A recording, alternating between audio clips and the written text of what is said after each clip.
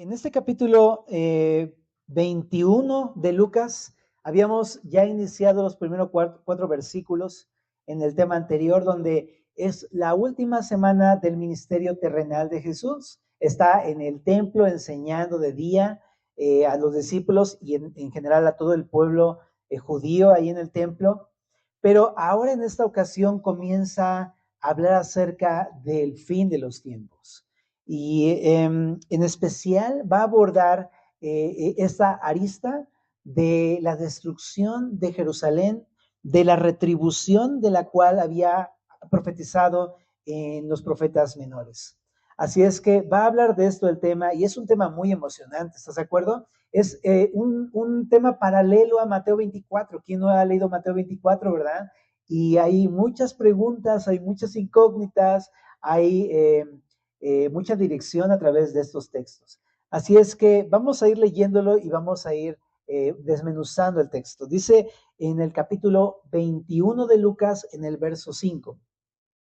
Dice, y a unos que hablaban de que el templo estaba adornado de hermosas piedras y ofrendas votivas, dijo, en cuanto a estas cosas que veis, días vendrán en que no quedará piedra sobre piedra que no sea destruida. Y le preguntaron diciendo, maestro, ¿cuándo será esto? ¿Y qué señal habrá cuando estas cosas estén para suceder?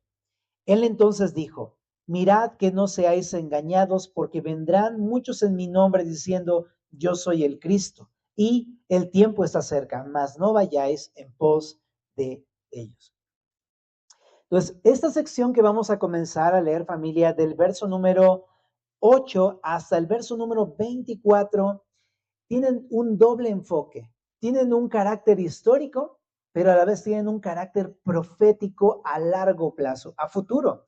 Entonces va a abordar temas que ocurrieron en esa época, en la época de Jesús y años posteriores, inmediatos a su ascensión, resurrección y ascensión, pero también esto va a ser una profecía también a largo plazo que apuntan al fin de los tiempos. Entonces, por eso tiene un carácter histórico, pero también un carácter escatológico. Recuerda que escatológico tiene que ver con el estudio del fin de los tiempos.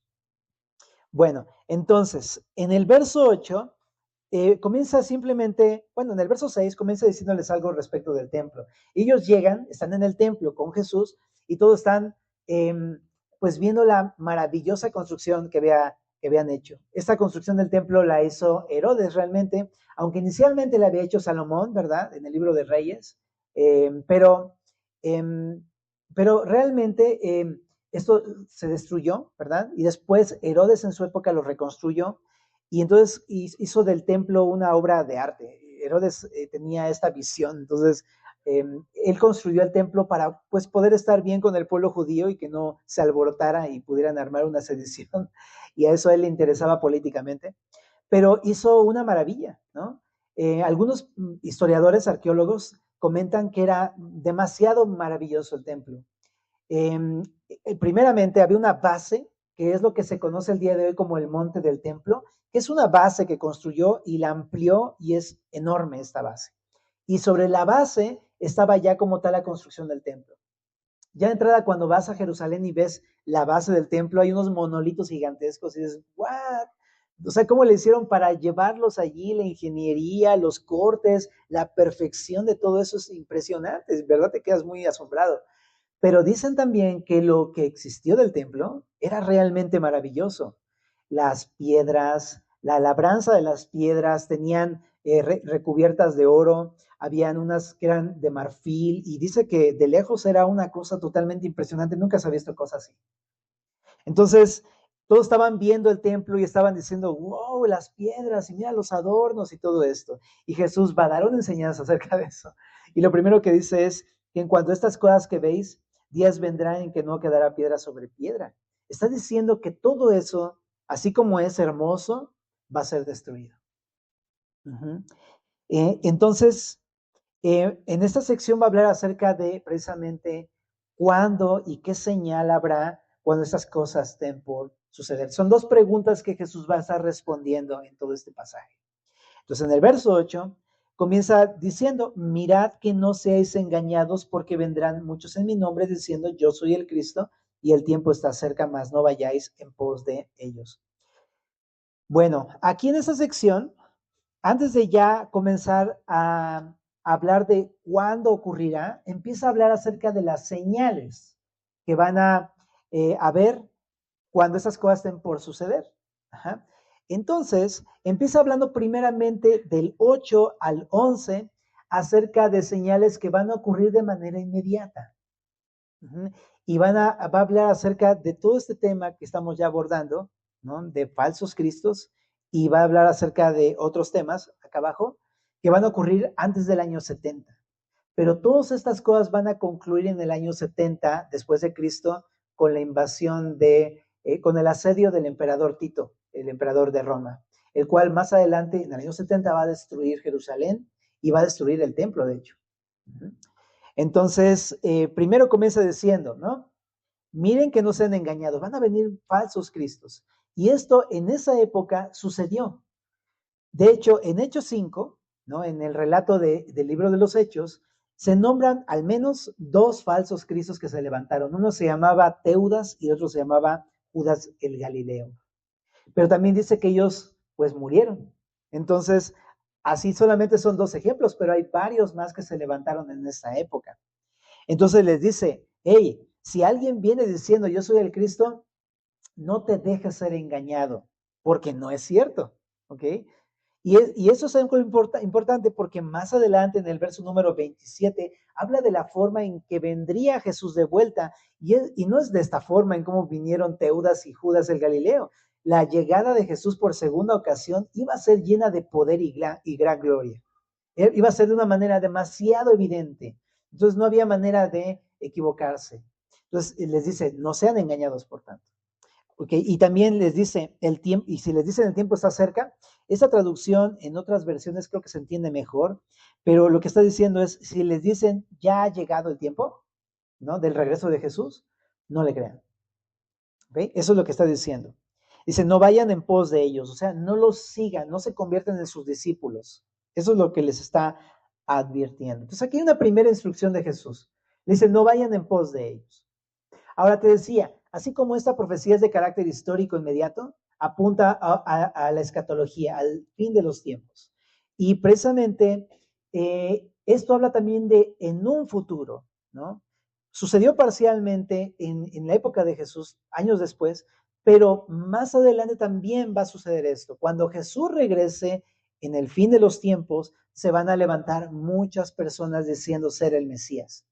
Y ya ha ocurrido a lo largo de la historia. Googlealo, hay un buen de personas que han dicho, yo soy el Mesías, varios. De hecho, en nuestras épocas ya han surgido como 3, nada más. Pero dice Jesús, no te dejes ser engañado. No es cierto.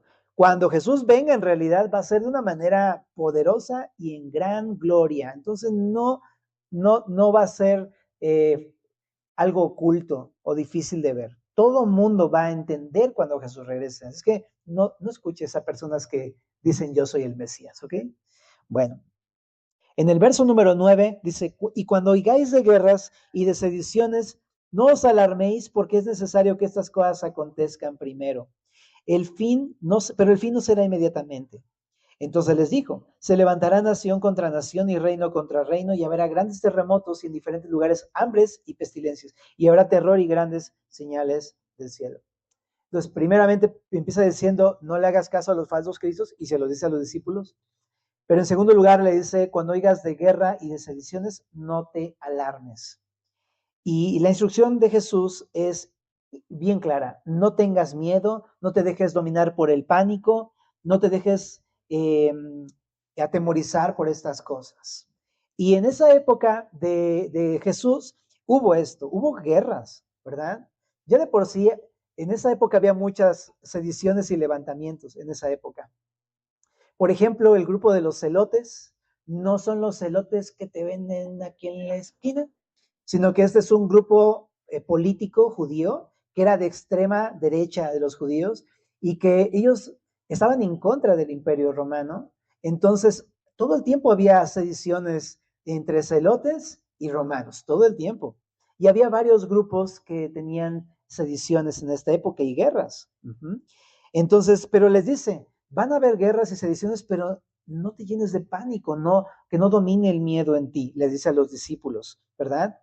Porque les dice, es necesario que estas cosas acontezcan primero, pero el fin no será inmediatamente. O sea, tranqui, ¿no? No se espanten. Y de hecho la palabra fin aquí está muy interesante porque lo que significa esta palabra es la palabra griega telos, como telón, cuando se acaba una obra de teatro, que cierran el telón y cuando se cierra el telón significa el fin de la obra, ¿verdad?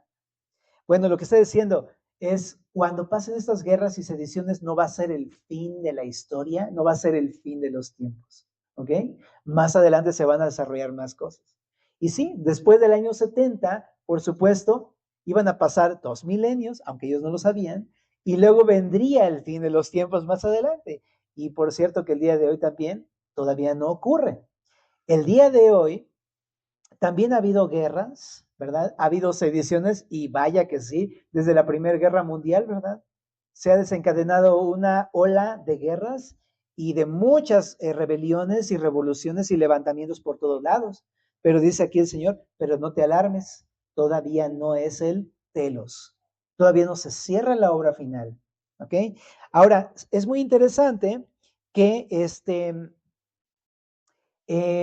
dice aquí la instrucción de Jesús para la iglesia el día de hoy, ¿no? No te llenes de pánico, porque si es, pues es de paniquearse, ¿verdad? A lo mejor uno está de este lado y dices, bueno, a mí no me toca tan de lleno, pero espérate que estés en Tel Aviv, vas a ver, si no te llenas de pánico, ¿verdad? O en un lugar así donde hay guerras o levantamientos.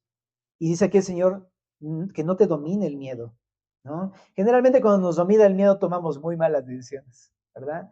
El miedo, el ser dominados por el miedo habla de una desconfianza en Dios. Pero Jesús dice, no tengas miedo, todavía no es el fin. En Mateo 24, hecho le llama principio de dolores de parto, ¿verdad? Bueno, pero dice, todavía no. Entonces, tranqui.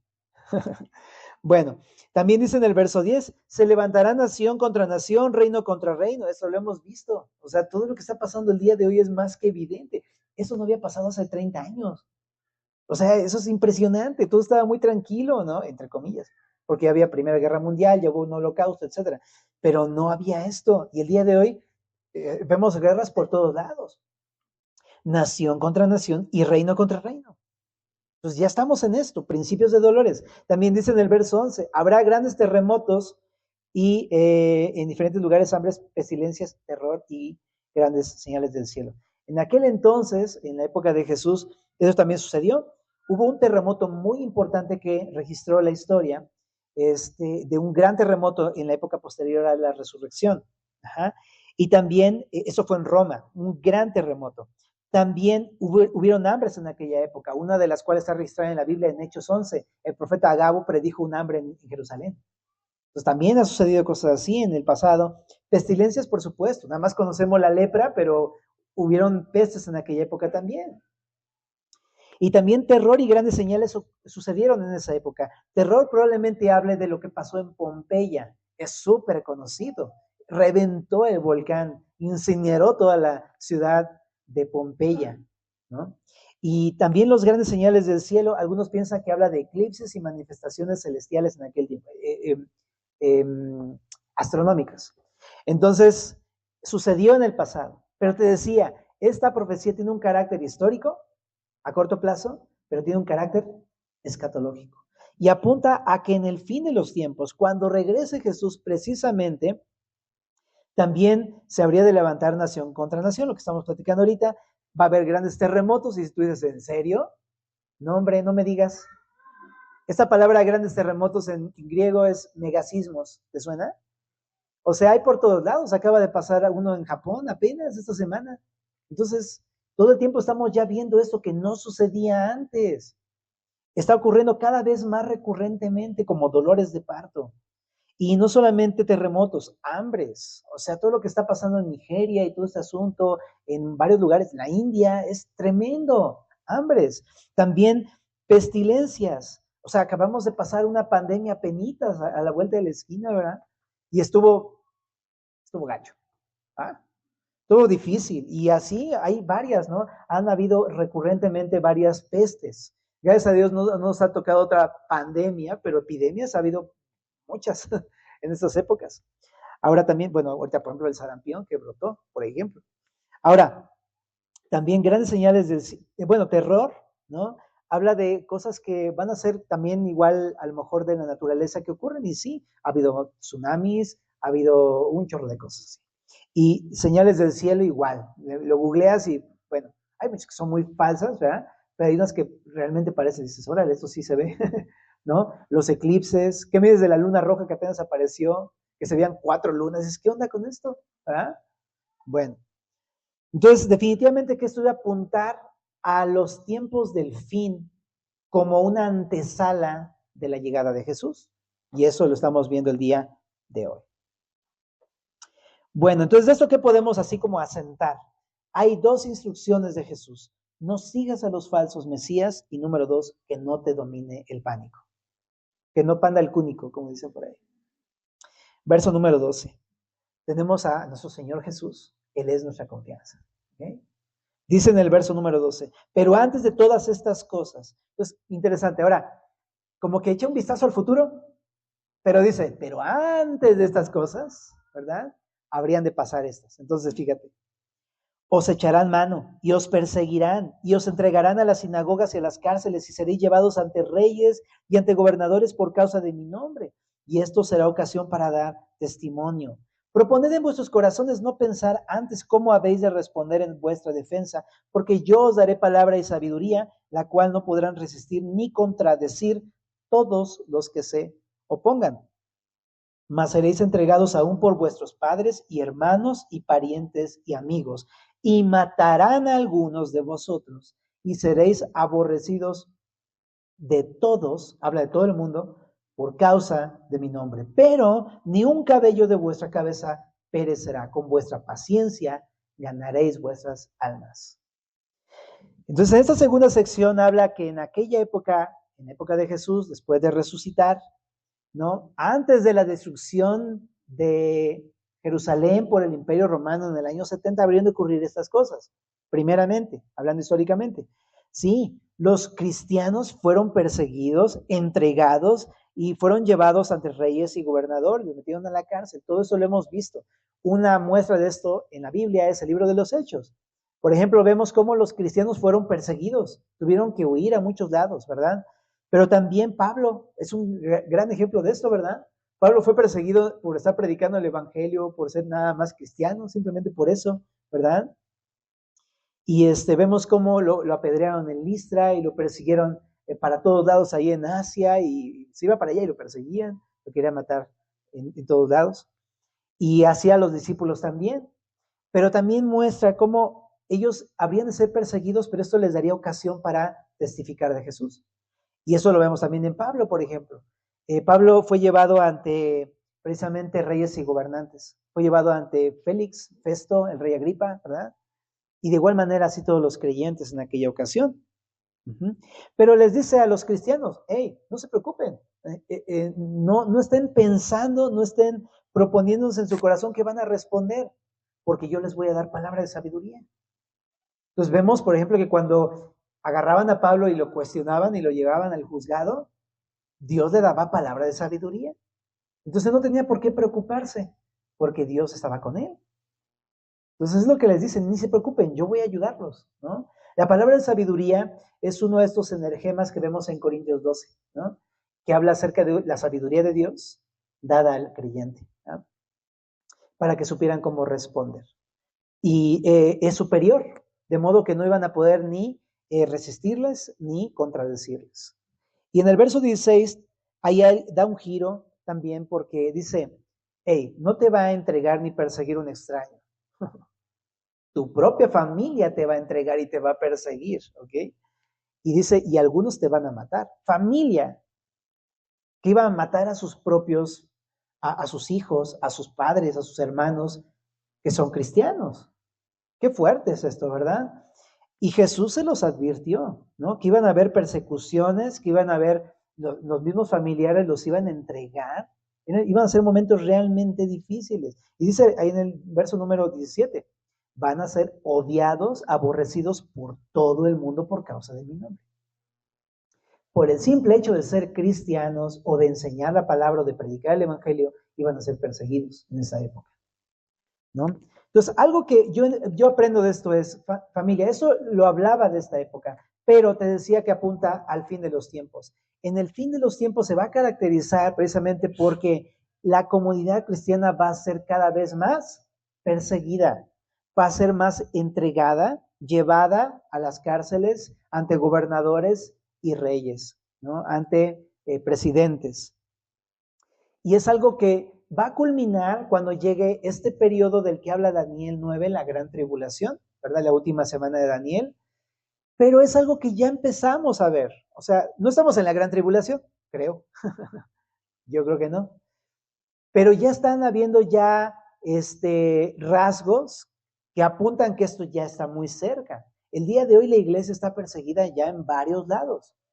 ¿Ves lo que pasó en China? Lo que está pasando en China. Y que vino nuestra querida hermanita, ¿verdad? Y que nos contaba algunas situaciones, ¿verdad? Y literal, los meten a la cárcel, ¿verdad? Y así en varias partes del mundo. Ya hay persecución hostil por ser cristianos. Y no es algo que te debería asombrar. Y no es algo que tampoco uno puede evadir. Es una promesa de parte de Jesús. Va a haber persecución contra los cristianos. El que quiera vivir piadosamente padecerá persecución, dice la palabra. Entonces es algo que, familia, va a suceder. A lo mejor no nos va a tocar estar en la gran tribulación, eso no lo sabemos, pero si somos piadosos y buscamos amar a Jesús, va a suceder. De una u otra forma, a lo mejor no te van a matar, pero a lo mejor pueden hacerte muchas cosas por ser cristiano. Ya de por sí te critican, te juzgan, te acusan, te echan un montón ahí en la familia, ¿verdad? Luego te corren del trabajo por ser cristiano, y así, o sea, hay muchas cosas que ya suceden. Podría todavía irse más extremo. Ya ha sucedido. Entonces, es eso, ¿no? Pero creo que no debemos clavarnos en el hecho del sufrimiento, sino en lo que está en el verso 13. Es ocasión para dar testimonio, para hablar de Jesús. Esta palabra testimonio es la palabra martirion. ¿Te suena? Mártir, martirion. Y precisamente es eso. Un mártir es aquel que testifica de Jesús. No es aquel meramente que sufre, sino alguien que testifica de Jesús. Y precisamente para eso nos permite luego el Señor dificultades, para predicar a Cristo. Entonces yo sé que a lo mejor el día de hoy no estamos en la gran tribulación, pero ya estamos pasando cosas por ser cristianos. Predica el Evangelio. Habla de Cristo. Es para eso, para que tú muestres al mundo que ser de Cristo es algo completamente diferente. Para que se den cuenta de la clase de Señor y Dios que tienes, Jesús, ¿verdad? Y lo que Él hace en nuestras vidas. Aprovecha esas oportunidades difíciles para dar testimonio de Jesús. Ahora también, dice aquí, ni siquiera te preocupes por lo que tienes que decir. Dios te va a ayudar, ¿ok? Si se trata de defenderse, Dios te va a ayudar. No tienes por qué tener temor, el Señor está contigo. Y también dice, yo os daré palabra de sabiduría, la cual no podrán resistir ni contradecir todos los que se opongan, pero serán entregados. O sea, a lo mejor las palabras que digas van a ser totalmente irresistibles, pero aún así nos van a entregar. A veces pasa eso. Y es un poco doloroso pensar en esto, pero va a suceder. La misma familia muchas veces es la que nos rechaza, nos echa montón, nos echa bolita, y probablemente sean quienes nos entreguen, ¿verdad? Por ser cristianos. Entonces, familia, yo pienso, híjole, pues mejor ya no voy a hablar de Jesús. No, no se trata de eso. Al contrario, la idea es ser fieles, la idea es ser cristianos. La idea es vivir con fidelidad. Porque más adelante, de hecho, habla que viene el castigo contra aquellos que no han sido, que nunca han querido ser fieles. Y también aparte, más bien esto no es un castigo. El pasar pruebas por Cristo, por el nombre de Jesús, no es un castigo. Es un honor. Poder participar de las aflicciones de Cristo por ser cristiano, por ser obediente. Gloria a Dios, ¿verdad? Entonces, más bien es un honor poder identificarse con Jesús. Así como Jesús padeció por quien era y por su mensaje, nosotros padecemos de la misma manera por quien Él es, por su mensaje. Entonces es un honor. Ahora también dice aquí que seremos aborrecidos por todos. No, ¿en serio? No, ¿verdad? Nos aman todos, ¿verdad? Por ser cristianos. Les caemos re bien. No, no es cierto. Sí somos aborrecidos, ¿no? En una comunidad que ama el pecado y tú les reprendes el pecado, ¿qué crees que te van a decir? Ay, qué lindo, gracias por hacerme recapacitar, ¿no? Vales 1000. No, hombre. ¿No? No, pues no, familia, ¿no? Cuando una persona la confrontas con el pecado, ¿qué te va a decir? ¿No? Pero uno no los confronta porque uno los odia, ¿verdad? Esa es la gran diferencia, que uno no los aborrece, uno los ama. Por eso uno los confronta con su pecado para que se arrepientan. Es necesario hablarles de Cristo para que se arrepientan. De lo contrario, ellos también van a pasar estos días de retribución del Señor. Y tú no quieres que ellos paguen el precio de sus pecados. Quieres salvarlos, ¿verdad? Bueno, que Cristo los salve, pues. Entonces tenemos que predicarles. Es muy diferente, ¿no? Ellos nos aborrecen, pero nosotros los amamos. Y por eso les predicamos el Evangelio. Bueno, y ahí dice, pero ni un cabello de tu cabeza perecerá. Me encanta el Señor Jesús. Está hablando del fin de los tiempos. O sea, a lo mejor nos quitan el cuerpo, pero también ha dicho Jesús en los Evangelios, te pueden quitar el cuerpo, pero tu alma no te la pueden quitar. Es lo que está diciendo Jesús. O sea, a pesar de que nos maten el cuerpo, somos suyos. Tenemos vida eterna. La vida eterna no nos las pueden quitar. Y tenemos prometida un nuevo cuerpo en la resurrección entre los muertos. Léase Corintios 15, ¿no? Entonces, dice ahí, tranquilo, yo voy a estar contigo, yo te voy a salvar. Es básicamente como la interpretación que se le da aquí. Ahora, en el verso 19 dice, aquí hay un rasgo de carácter importante, familia, para cada uno de nosotros. Dice, ¿con vuestra qué? Con vuestra paciencia ganaréis vuestras almas. Oh, esto está potente, familia. Después de pensar, ¿por qué el Señor te pone cosas difíciles en tu vida en las que tienes que aguantar? Y tú dices, pues ya sé, las pruebas producen paciencia. Ajá, pero ¿sabes para qué?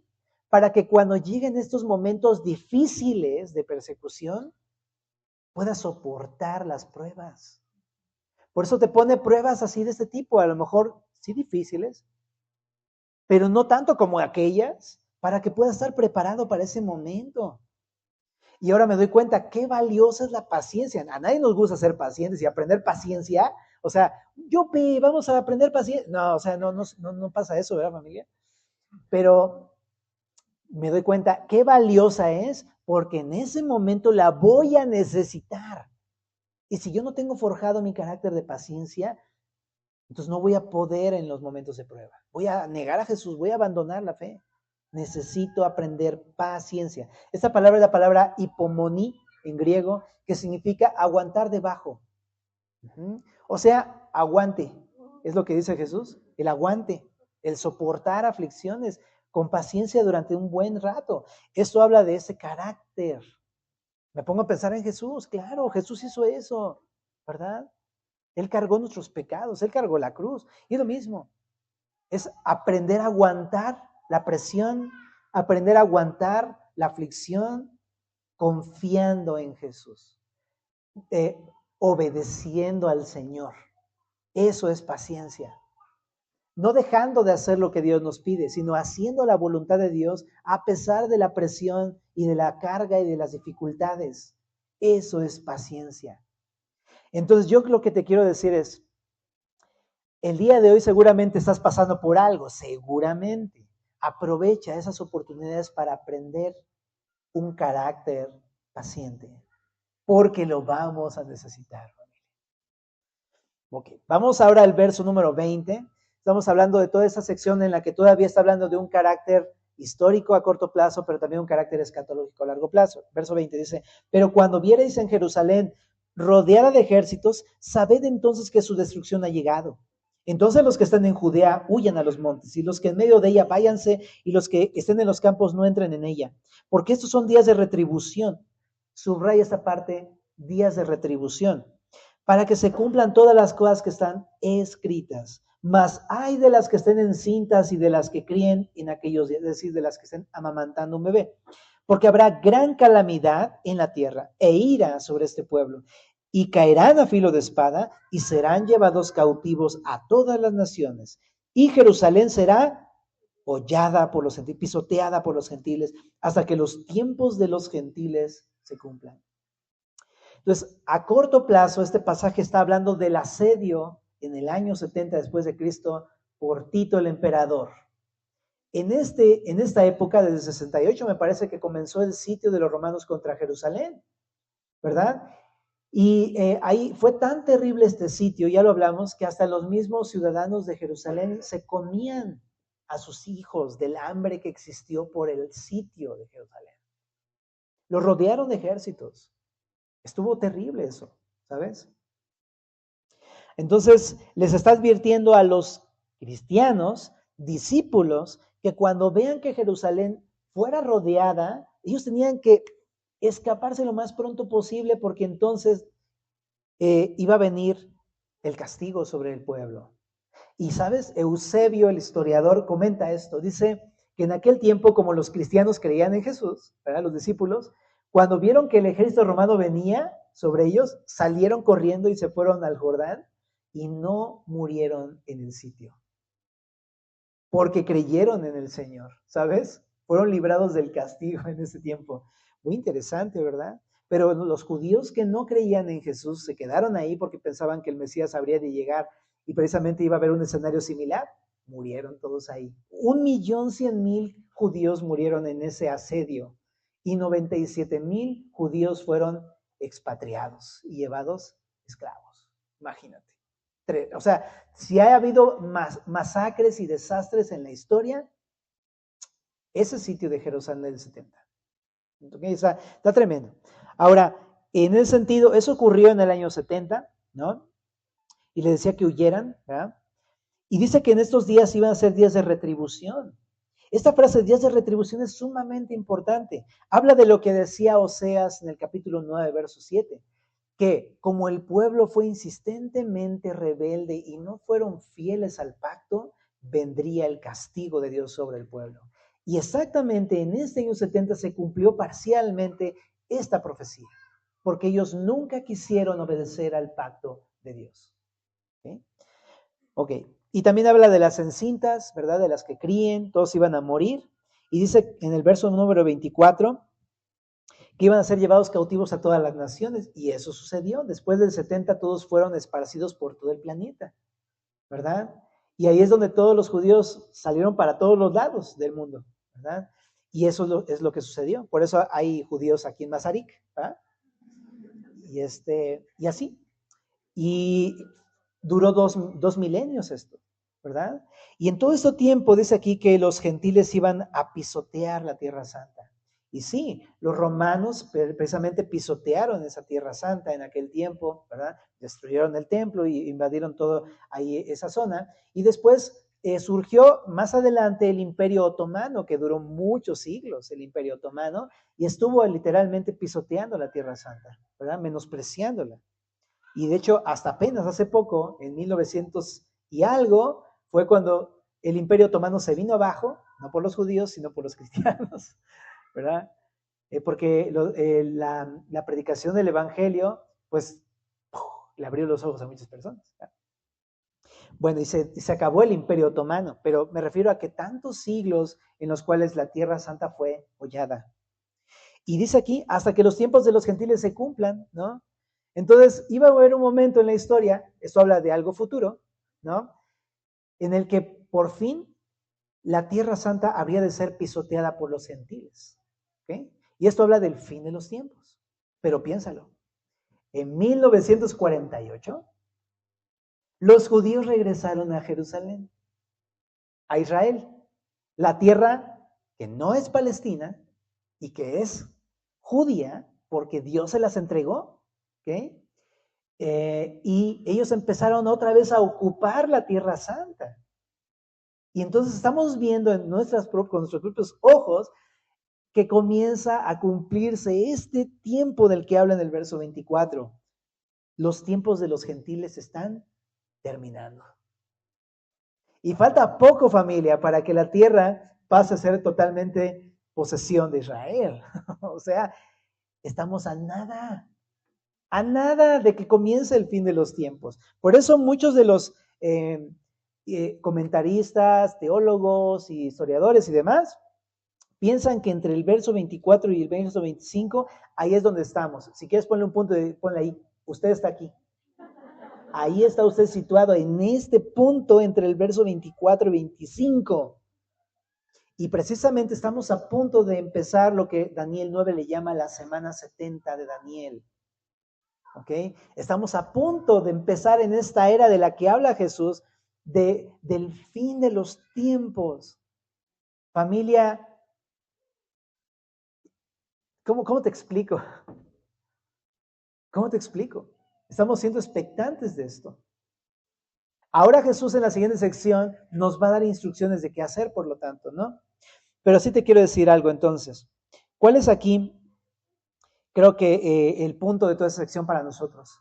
Familia, si hubo un día de retribución para aquellos que nunca quisieron venir al Señor, para aquellos que nunca fueron fieles al pacto y demás, habla precisamente que el juicio se acerca para todos los que no creen en Jesús.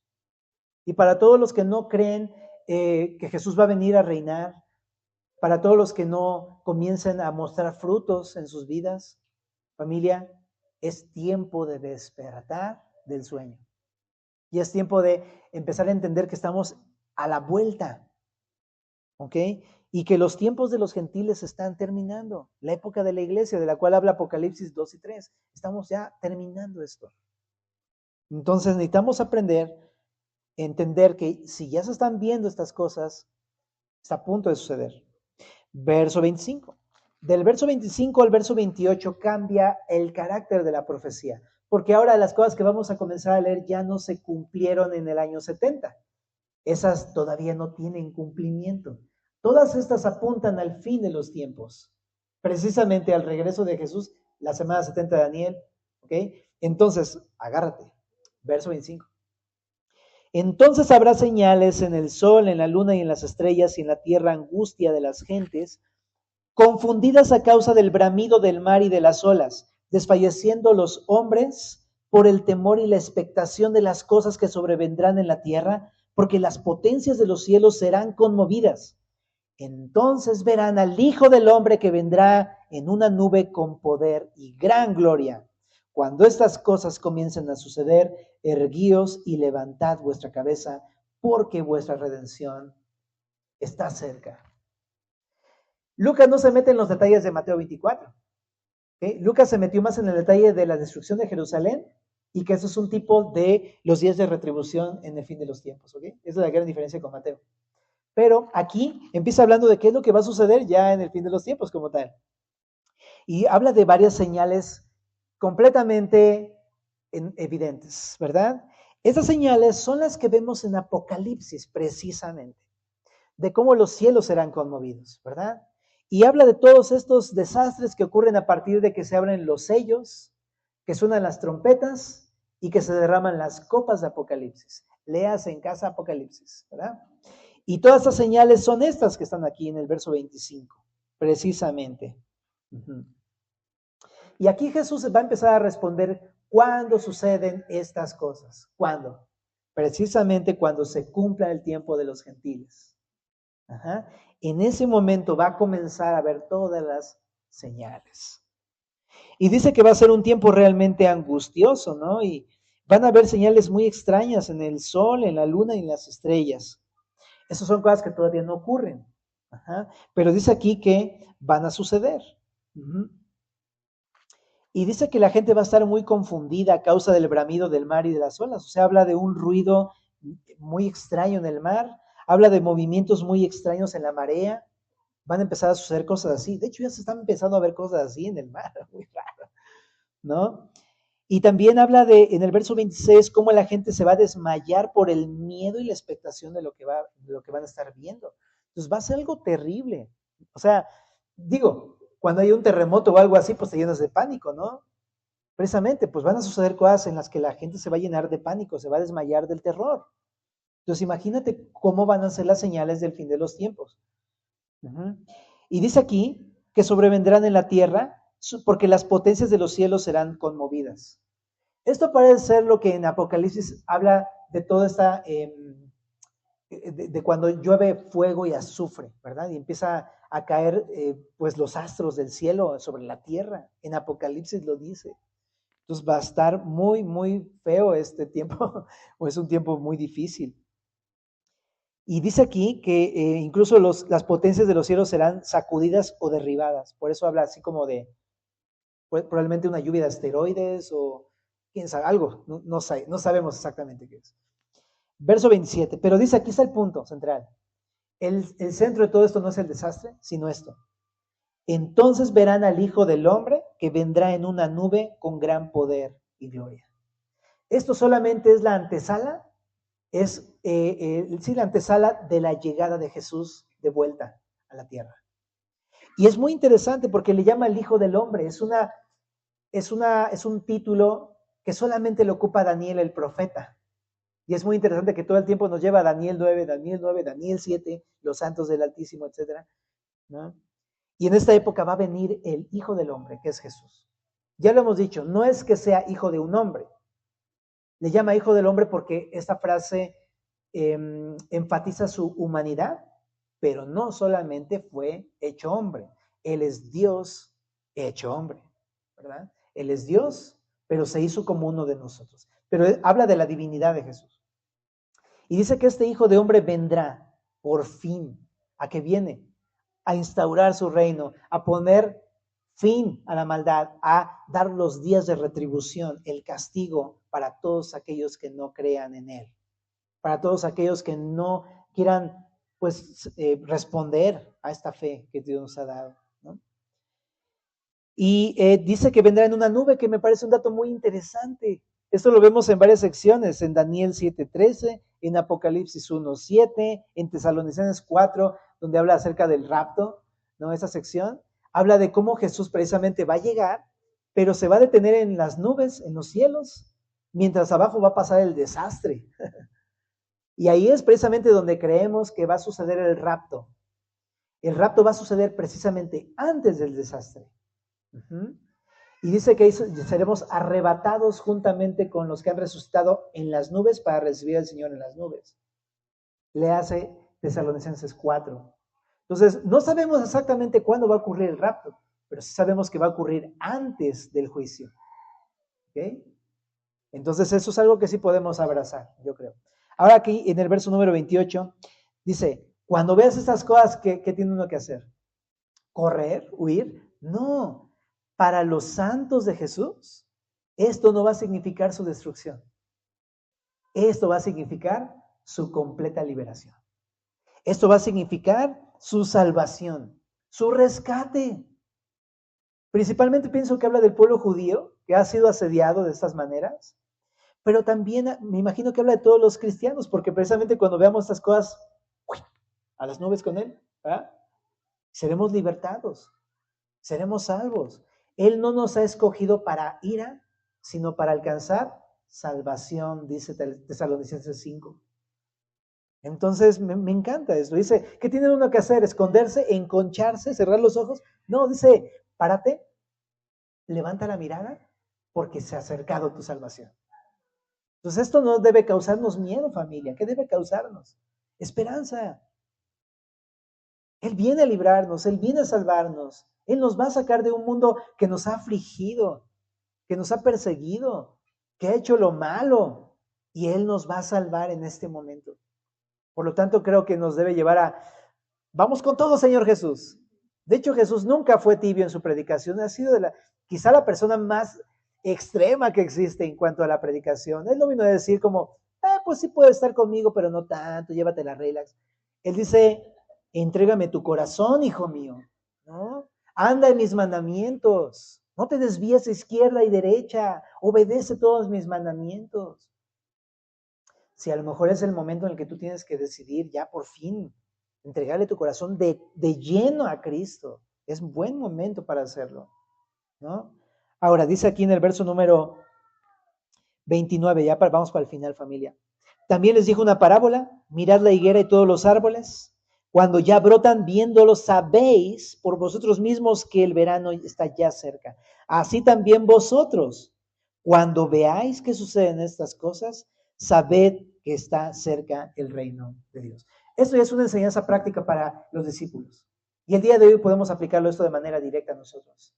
Si estás viendo que está pasando es porque ya está pasando. ¿Ok? Y estamos a punto. Ahora dice aquí, de cierto os digo que no pasará esta generación hasta que todo esto acontezca. Este es un versículo muy debatido y con muchas interpretaciones, pero permíteme darte algunas muy probables. Si habla de los judíos, probablemente está diciendo que esta generación judía no pasará antes de que todo esto acontezca. No está hablando como tal de la generación del año 70, está hablando acerca de la raza judía. No será destruida antes de que todo esto pase. De repente muchas personas piensan, van a destruir a los judíos. No va a ser así. Nunca los van a destruir. Ellos son los que son preservados por Dios, porque son en un inicio el pueblo de Dios. Ahora, eso está muy interesante. La otra interpretación es que esta generación no pasará hasta que todo esto acontezca, probablemente hable de la era de la humanidad. No va a ser destruida la humanidad hasta que todo esto pase. O quizá habla de aquellos que en el tiempo del fin, cuando empiezan a ver las señales, no va a pasar una generación hasta que todo eso acontezca. Significa que, si es así, los que nacieron pues un poquito antes del 48, cuando comenzó a reunificarse Israel, les va a tocar. Es decir, a nosotros nos va a tocar, si es que es esa interpretación. Entonces puede suceder en el 28, en el 30, en el 38 o en el 40, por ahí, ¿no? O sea, ahí te encargo. Bueno, y dice aquí, el cielo y la tierra pasarán, pero mis palabras no pasarán. Dios quiere darnos certeza, es seguro. Verso 34, y aquí está la instrucción final, dice, mirad también por vosotros mismos, que vuestros corazones no se carguen de glotonería y embriaguez y de los afanes de esta vida. 3 peligros para el cristiano el día de hoy. Número 1, cargarse significa entorpecerse o tener el corazón duro por 3 cosas. De glotonería. La glotonería habla de, pues en un sentido muy así específico, de banquetes, habla de parrandas, ¿verdad? Pero tiene que ver con alimentar nuestra carne, ¿verdad? Darle rienda suelta de que se me antoja, pues lo agarro, ¿no? Y lo quiero y así. Es una persona que todo el tiempo anda saciando su propia carne, su propia naturaleza pecaminosa. Dice, ten cuidado que no te cargues de esa actitud. También aquí dice embriaguez, habla de vicios, borracheras, pero también habla de libertinaje, ¿no? Entonces, sí puede hablar acerca de desenfreno moral, ¿verdad? De darle rienda suelta al pecado, pero también cuando hemos estudiado Efesios 5:18 dice, no os embriaguéis con vino en lo cual hay disolución, sino sed llenos del Espíritu. Pareciera que es un contraste. Una persona que está embriagada es una persona que no tiene control propio, ¿no? Que se entrega al libertinaje, una persona que, pues sí, que no tiene dominio sobre sí mismo, ¿no? Sino simplemente se deja llevar por su carne. Es una persona guiada por su carne. En contraste está una persona que es llena del Espíritu, que tiene dominio propio, que tiene poder, amor, dominio propio, y que entonces vive conforme al Espíritu, ¿no? Se sabe controlar, hace morir su carne por el poder del Espíritu, y todo el tiempo anda caminando en el Espíritu. Entonces yo pienso que tiene que ver con todo eso, ¿no? Entonces la instrucción de Jesús es, ten cuidado de andar en la carne, ten cuidado de quitarle el freno y dejar que la carne haga lo que se le antoja, porque eso es precisamente endurecerse. Ahora también aquí dice, o de los afanes de esta vida. Familia, los afanes de esta vida no te hacen pensar con claridad. ¿No? Cuando estás demasiado preocupado en lo de aquí y el ahora, no te estás poniendo a pensar lo que está pasando delante de tus ojos y te desenfocas. Por eso es un gran peligro las preocupaciones de esta vida. No son el problema más grande. Aquí el asunto es que Jesús ya viene. Entonces ten cuidado que no te desenfoque en estas preocupaciones de la vida. Y dice aquí, y venga de repente sobre vosotros aquel día, o sea, como una sorpresa. Y dice en el 35, porque como un lazo vendrá sobre todos los que habitan sobre la tierra, es decir, como una trampa, ¿no? Tú estás todo desubicado pensando otras cosas y de repente, ¡uy!, ya llegó Jesús. Y dice en el verso 36, dice como una trampa porque habla de castigo. Entonces, híjole, Velad pues en todo tiempo, orando que seáis tenidos por dignos de escapar de todas estas cosas que vendrán y de estar en pie delante del Hijo del Hombre. Una traducción dice, estén alertas en todo tiempo, y la manera de estar alertas es orando que seáis tenidos por dignos de escapar de estas cosas, y de esta manera podrán estar conmigo, dice Jesús. Ahora, ¿qué significa esto de velar? Velar es estar orando, alerta de todo lo que está sucediendo. Todos los días. La manera de velar es orar. No hay otra manera. Por eso Jesús decía, velad y orar para que no se entréis en tentación y demás. ¿Okay? Tenemos que estar alertas del pecado, tenemos que estar alertas de nuestros propios corazones, ¿verdad? Y de las cosas que están pasando alrededor. Y dice que tenemos que orar una cosa, que seamos tenidos por dignos de escapar de todas estas cosas.